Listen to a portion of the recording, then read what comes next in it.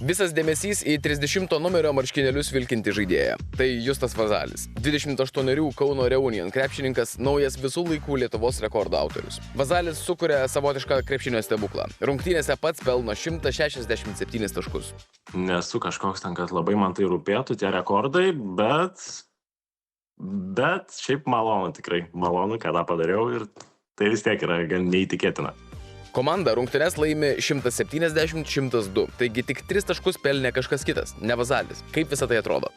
Mano komanda 4 ginasi, o aš tiesiog stoviu prie vidurio ir laukiu, kol mano komanda apsigins ir tiesiog laukiu, ar tai iš Mačiulio, ar dar iš kieno nors kito tiesiog ilgo perdavimo.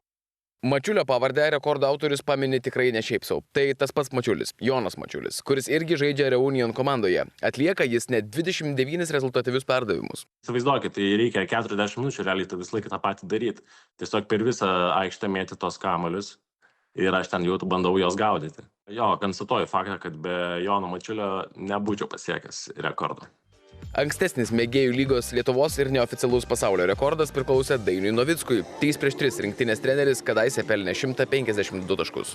Be galo sunku tai, bet sakau, sutarėm su visa komanda, kuri visą laiką dirbo, atkovoja kamuolį, tau metą daro užtvaras ir tu metin, tai žinai.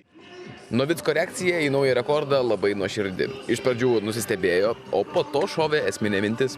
Kai pajuokavom su draugais, čia sakau, davau tų pasiūlymų, tai reikės nusikabintos kėdus nuo vinės, kadangi aš mėgstu iššūkius. Tai manau, po naujų metų pamatysim turbūt naują rekordą. Ar tikrai įmanoma dar kartą pagerinti tokius skaičius, beveik 170 taškų? Nebairis, tai jeigu iššūkis yra, tai reikia, taigi žinai, kad aš mėgstu iššūkius.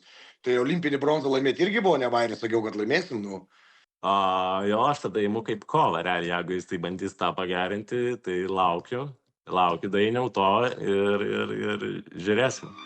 Rungtynės vyko Kauno miesto pirmoje lygoje. Juose pagerinti dar 5 visų laikų rekordai.